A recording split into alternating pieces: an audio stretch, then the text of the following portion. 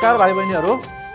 आज हामी कक्षा 6 को एकाइ 4 अन्तर्गत जैविक विविधता र वातावरण खण्डमा रहेको पारिस्थितिक प्रणाली भन्ने शीर्षक पढ्न गइरहेका छौँ।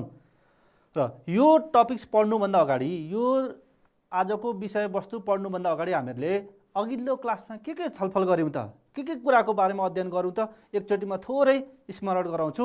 हामीले अघिल्लो क्लासमा विभिन्न एउटा वातावरणभित्र कस्ता कस्ता सजीव वस्तुहरू हुन्छन्, कस्ता निर्जीव वस्तुहरू हुन्छन् भन्ने विषयमा अघिल्लो पाठमा छलफल गऱ्यौँ। अब त्यही विषयलाई निरन्तरता दिँदै आज हामी ती सजीव वस्तुहरू र निर्जीव वस्तुहरू एक आपसमा कसरी मिलेर बसेका हुन्छन् भन्ने सम्बन्धमा आज हामी पढ्न गइरहेका छौँ, सिक्न गइरहेका छौँ। भाइ बहिनीहरू, आज म तपाईहरूलाई सधैँ जस्तो कक्षा कोठाभित्र लैजाँदिनँ हैन। म कक्षा कोठाभित्र होइन, आज म भाइ बहिनीहरूलाई कक्षा कोठाभन्दा बाहिर एउटा खुल्ला चौरी लगेर पढाउँदैछु। यहाँ जहाँ हामीले पढ्नुपर्ने कुराहरू, एउटा अघि मैले भने नि जैविक वस्तु र अजैविक वस्तुहरू कसरी मिलेर बसेका छन् त यो चौरीमा भन्ने कुराहरूको बारेमा पढाउँदैछु। त्यो भनेको एउटा पारिस्थितिक प्रणालीको परिचय हुन्छ। त्यहाँदेखि यो पारिस्थितिक पद्धतिमा कुन जैविक तत्त्वहरू, कुन अजैविक तत्त्वहरू मिलेर बसेका हुन्छन् भन्ने कुराको छलफल गर्छौँ। त्यसमध्येका आजको हामीले पढ्ने यो क्लासमा हामी अजैविक तत्त्वहरू, अबायोटिक फ्याक्टर अफ इकोसिस्टमका बारेमा अध्ययन गर्नेछौँ। यिनीहरू के पर्छन् त? हावाको बारेमा पढ्छौँ, हामी पानीको बारेमा पढ्छौँ, त्यस्तै माटोको बारेमा हामी पढ्छौँ, त्यस्तै तापको बारेमा, त्यस्तै प्रकाशको बारेमा। यी अघिल्लो क्लासमा, अगाडिका क्लासहरू पनि हामीले केही निर्जीव तत्त्वहरू भनेर पढेर आएका छौँ नि। यिनीहरूलाई नै तत्त्वहरूको बारेमा आज हामी पढ्दैछौँ। यिनीहरूले सजीवहरूसँग बसेर कस्तो सम्बन्ध कायम राखेका हुन्छन्, एउटा वातावरण बनाउनका लागि कसरी भर परेर बसेका हुन्छन् भन्ने कुराको आज हामी पढ्न। लु तपाईँहरू सबैजना मसँगै आउनुहोस् है। आज हामी कक्षा कोठाभित्र होइन, अघि मैले भनिसकेँ, म कक्षा कोठाभन्दा बाहिर लाँदैछु भाइ बहिनीहरूलाई। यहाँ हेर्नु, आउनुहोस् त। अब हामी यो के देख्नुभयो चित्रमा?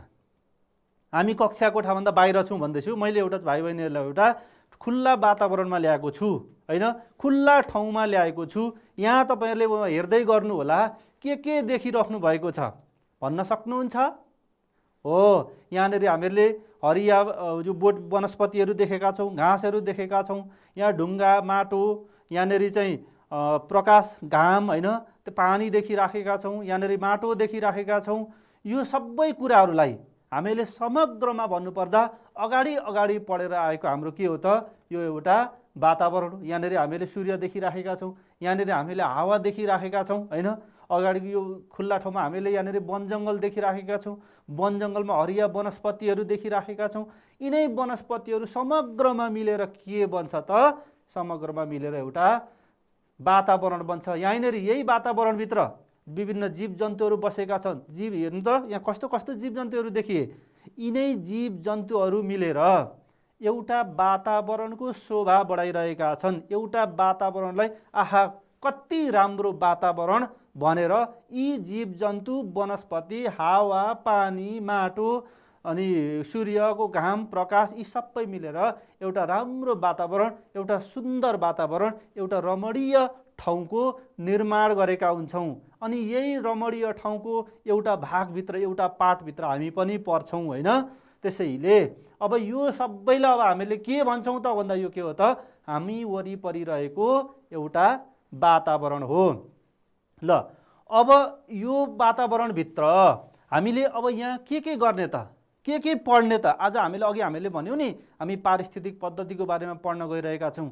हामी यहाँ भएका अजैविक तत्त्वहरूको बारेमा पढ्न गइरहेका छौँ। यो चित्रबाट हेर्दाखेरि हामीले अगाडिको क्लासमा पढेको निर्जीव तत्त्वहरू के देख्नुभयो त? यहाँनिर मलाई कसैले भन्नुहोस् त। हो, यहाँ हामीले जे कुराहरू देखिराखेका छौँ, जुन कुराहरू यो ढुङ्गा, माटोहरू, घाम होइन, हावा, पानी जस्ता कुराहरू देखिरहेका छौँ, यी सबै अब हाम्रा के हुन्छ? निर्जीव वस्तुहरू हुन्। अब त्यसो भए मलाई अब यो चित्र हेरेर भन्नुहोस्, यो चित्र के को चित्र हो? यहाँ के देख्नुभयो होइन? अब मलाई भन्नुहोस् त। हो, यो चित्रमा पनि एउटा विभिन्न वातावरण देखाइएको छ। यहीँभित्र पनि घाम, पानी, माटो, होइन, ढुङ्गाहरू, सजीव वस्तुहरू, निर्जीव वस्तुहरू एक आपसमा मिलेर बसेको देखिराखेका छौँ। वातावरणमा कसरी सजीव वस्तु र निर्जीव वस्तुहरू एक अर्कामा अन्तर सम्बन्धित भएर बसिराखेका छन् भन्ने कुराहरूको यो एउटा चित्र देखिराखेको छ। हामी त अहिले बाहिर चौरीमा छौँ, अघि मैले भनिसकेँ नि, हो वरिपरि तपाईँले हेर्दाखेरि यो देखिराख्नु भएको छ। हेर्नु त, अब यहाँ तपाईँले देख्नुभएका कुराहरूको बारेमा अब कसैलाई केही भन्न सक्नुहुन्छ? यहाँ घाम पनि देखिएको छ। घामको उपस्थितिमा हरिया बोट बिरुवाहरू बनेका छन्। हरिया बोट बिरुवाहरू त्यत्तिकै यहाँनिर उम्रेका छैनन् नि, हो। यिनीहरू हरिया वनस्पतिहरू, बोट बिरुवा उम्रिनका लागि यहाँभित्र माटो छ। माटोले भित्रबाट लिएको खाद्य वस्तुहरू यी बोट बिरुवाहरूले सोसेर लिँदैछन्।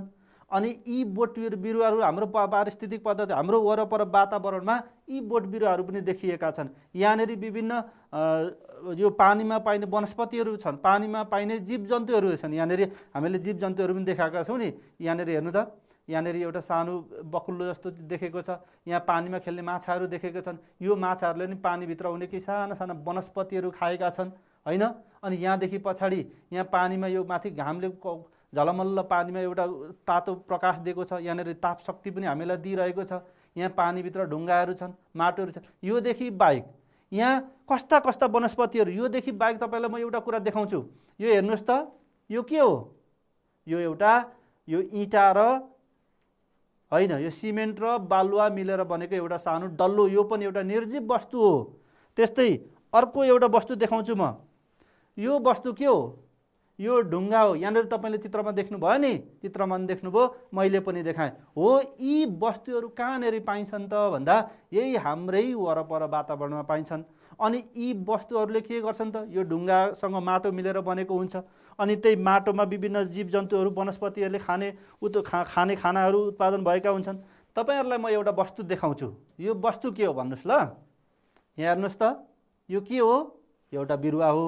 यो बिरुवाको यहाँनिर जरा देख्नुभएको छ। यो जरा केमा टाँसिएको छ?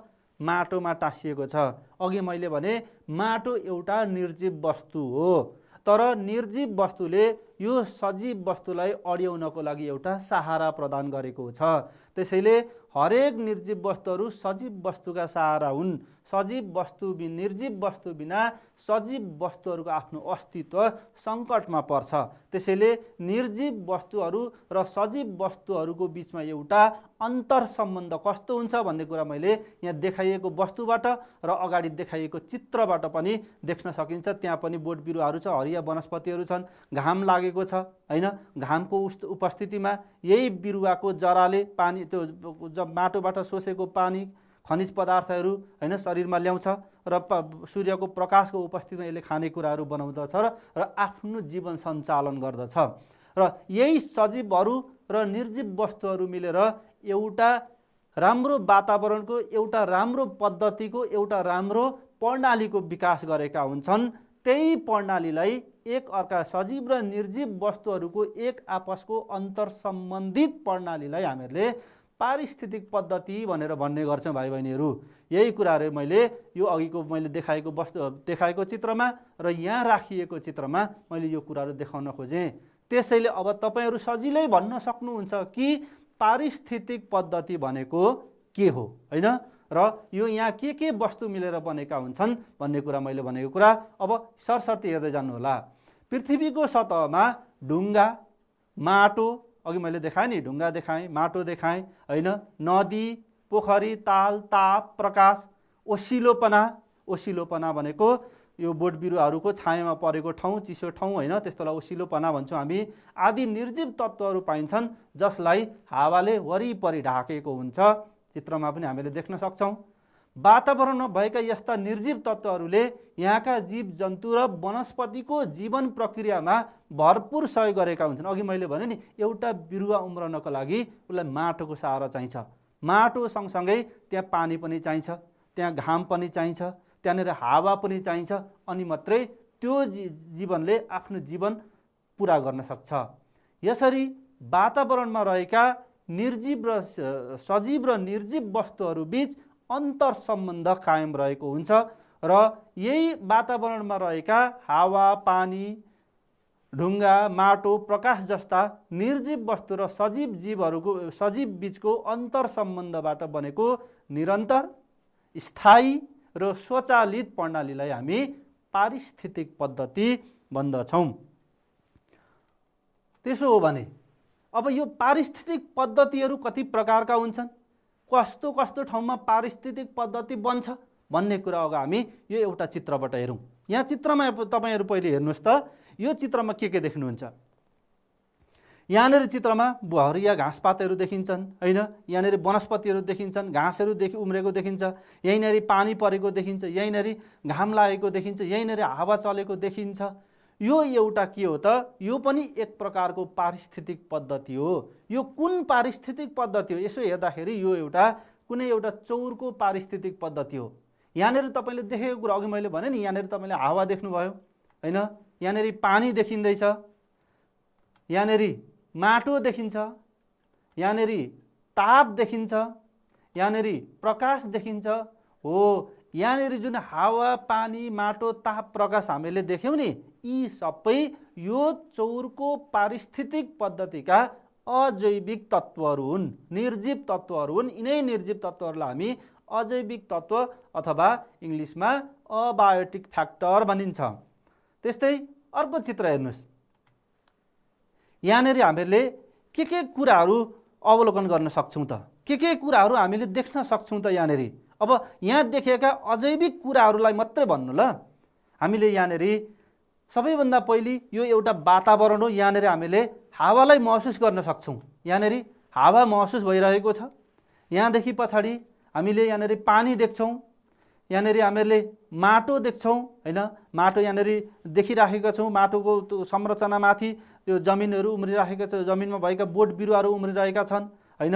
यहाँनिर साना साना मसिना वनस्पतिहरू उम्रिरहेका छन्, वनस्पतिको सहारा माटो। यहाँनिर हामीले ताप पनि महसुस गरिरहेका छौं, हेर्दाखेरि तातो जस्तो प्रकाश देखिरहेका छौं यहाँनिर हैन। यहाँदेखि त्यस्तै यो एउटा वायुमण्डल छ, एउटा हावाले भरिएको ठाउँभित्र यहाँभित्र हामीले अक्सिजन पनि हामीले रहेको कुरा महसुस गरेका छौं। यहाँभित्र कार्बन डाइअक्साइड राखिन्छ, यहाँभित्र लगायत अन्य विभिन्न पोषक तत्त्वहरू जुन हरिया वनस्पतिहरूले आफ्नो जीवन प्रक्रियाको लागि प्राप्त गर्दछन्, त्यस्ता तत्त्वहरू यस पारिस्थितिक पद्धतिका अजैविक तत्त्वहरू हुन्। त्यसैले यो पारिस्थितिक पद्धति अब कस्तो पारिस्थितिक पद्धति हो त? यो पोखरीको पारिस्थितिक पद्धति हो। यसलाई हामी पूर्ण इकोसिस्टम भन्छौं। त्यसैले हामीले दुईटा पारिस्थितिक पद्धतिको बारेमा पढ्यौं। अब अलिकति थोरै तपाईलाई आज अहिलेसम्म हामीले पढेको पाठको अलिकति समराइज गर्छु म। हामीले पारिस्थितिक पद्धतिको बारेमा पढ्यौं। त्योभन्दा अगाडि सजीव वस्तु र निर्जीव वस्तुको बारेमा भन्यौं। सजीव वस्तु र निर्जीव वस्तुहरू एक अर्कामा एउटा अन्तर सम्बन्ध मिलाएर बसेका हुन्छन्। यही अन्तर सम्बन्धलाई हामी पारिस्थितिक पद्धति भन्छौं। यो एउटा स्थायी पद्धति हो, यो एउटा निरन्तर चलिरहने प्रक्रिया हो हैन, निरन्तर चलिरहने प्रणाली हो। यो एउटा के हो त? स्वचालित प्रणाली हो भनेर हामीले भन्यौं। र दुई प्रकारको पारिस्थितिक पद्धतिको बारेमा भन्यौं, एउटा चौरको पारिस्थितिक पद्धतिको बारेमा र एउटा पोखरीको पारिस्थितिक पद्धतिको बारेमा भन्यौं। र यहाँ कस्ता कस्ता अजैविक तत्त्वहरू, अबायोटिक फ्याक्टरहरू छन् भन्ने कुरा पनि हामीले देख्यौं। मैले केही चित्रहरू पनि हेर्यौं हैन, केही चित्रसँग सम्बन्धित हामीले प्रत्यक्ष रूपमा केही वस्तुहरूको पनि हेर्यौं। त्यसैले यहाँसम्म हामीले दुई प्रकारका पारिस्थितिक पद्धतिको बारेमा बुझ्यौं। अब हामी अगाडि जान्छौं। अब हामीले पढ्नुपर्ने यो अगाडि हामीले अघि हावा, पानी, माटो, ताप, प्रकाशको बारेमा जुन कुराहरू भन्यौं नि, यी सबै तत्त्वहरूलाई हामीले के भन्छौं त? पारिस्थितिक पद्धतिका अजैविक तत्त्वहरू भन्छौं, अबायोटिक फ्याक्टरहरू भन्छौं। अब यी अजैविक तत्त्वहरू भनेका के हुन्? यिनीहरू अघि हामीले देख्यौं, यिनीहरूको पारिस्थितिक पद्धतिमा कस्तो भूमिका रहन्छ, यिनीहरूले के गर्छन्, सजीव वस्तुहरूलाई यिनीहरूको कस्तो सहयोग रहन्छ भन्ने कुरा अब यहाँदेखि पछाडि हामी अध्ययन गर्छौं। अब यहाँदेखि पछाडि सिक्छौं भाइ बहिनीहरू। अब हेर्नुहोस्, के हो त त्यसो भए अजैविक तत्त्वहरू भनेका?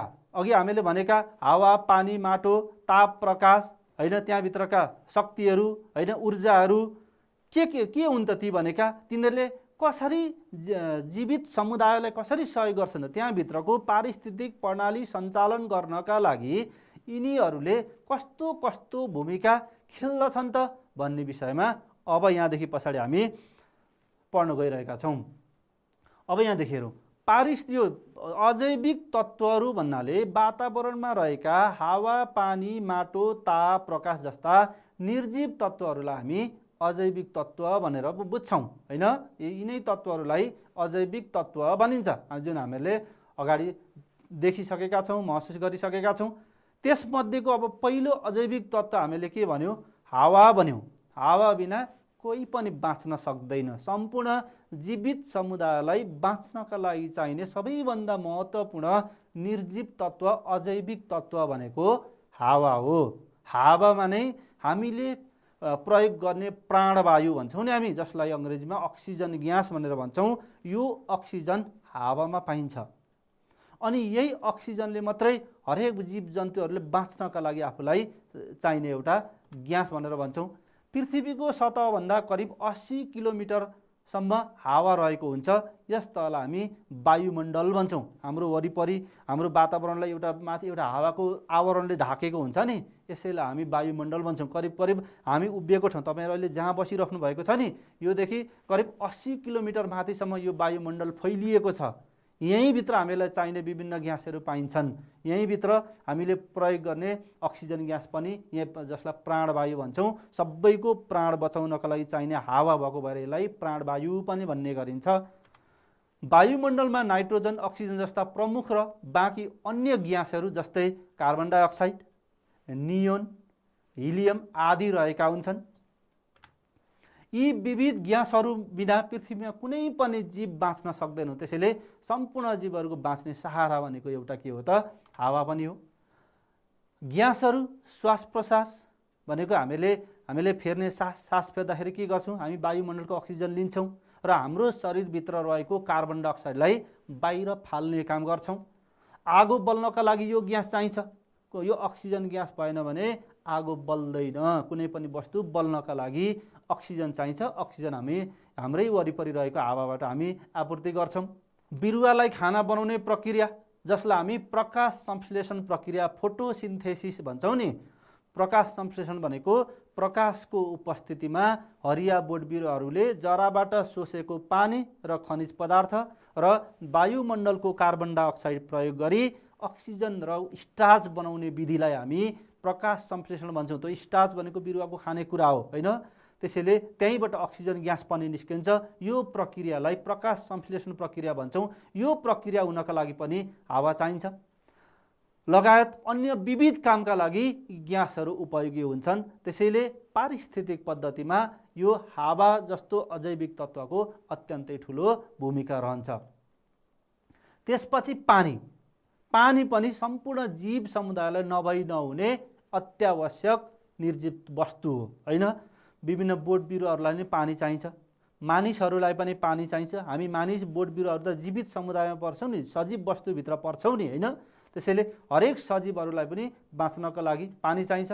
दैनिक जीवनमा पिउन, सरसफाइ गर्न, विद्युत उत्पादन गर्न, विद्युत पनि पानीबाट उत्पादन हुन्छ हैन। अन्य कार्यमा उपयोगी हुने पदार्थ पानी हो। जीव जन्तु तथा वनस्पतिलाई नभई नहुने तत्त्व पानी हो। बिरुवाले जमिनबाट पानी सोसेर लिई आफ्नो खाना बनाउँछन्। अघि मैले प्रकाश संश्लेषण क्रियाको बारेमा भने।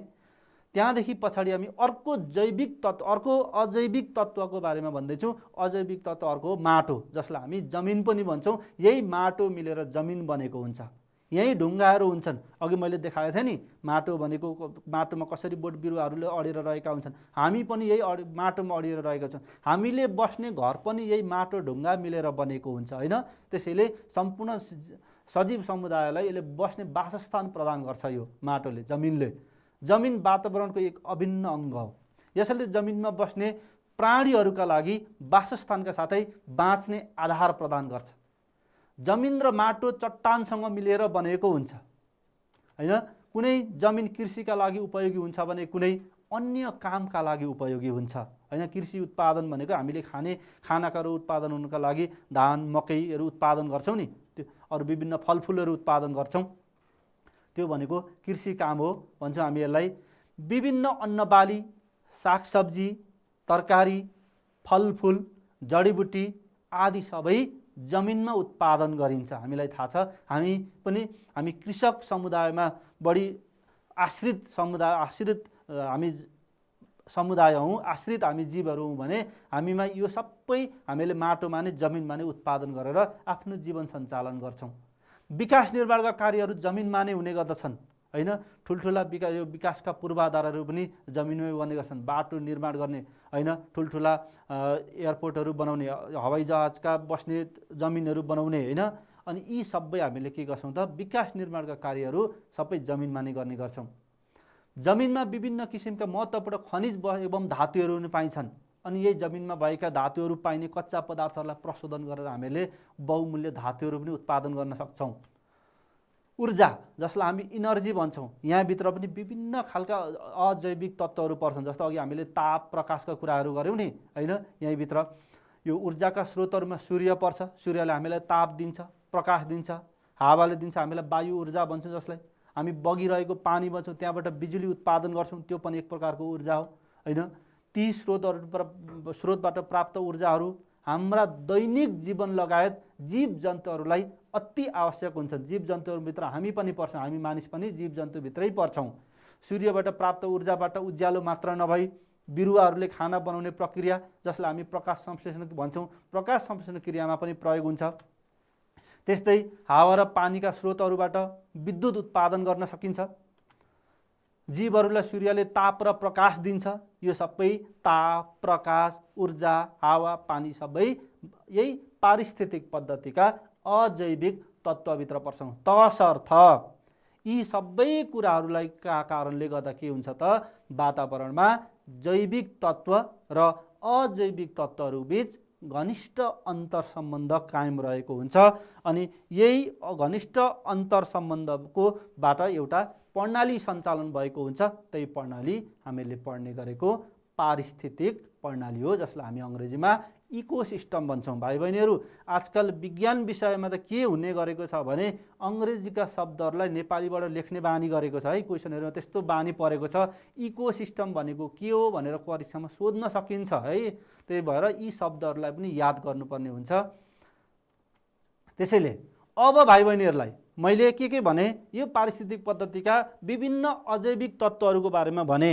अब भाइ बहिनीहरूलाई एउटा सानो म खेल खेलाउँछु है। एउटा सानो गेम खेलौँ, जहाँ म विभिन्न पारिस्थितिक पद्धतिहरूमा भएका अजैविक तत्त्वहरू राख्छु र ती अजैविक तत्त्वहरूको पारिस्थितिक पद्धतिमा के भूमिका रहन्छ भन्ने कुरा अब म यहाँदेखि देखाउँछु।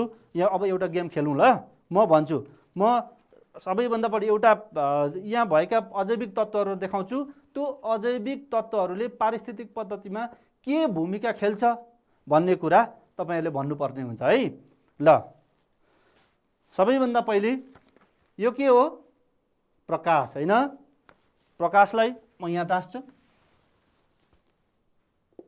ल भाइ बहिनीहरू, यो एउटा हामी गेम खेलौँ है।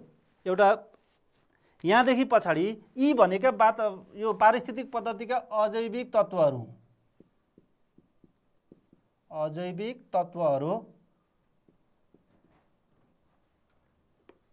यिनीहरूको भूमिका।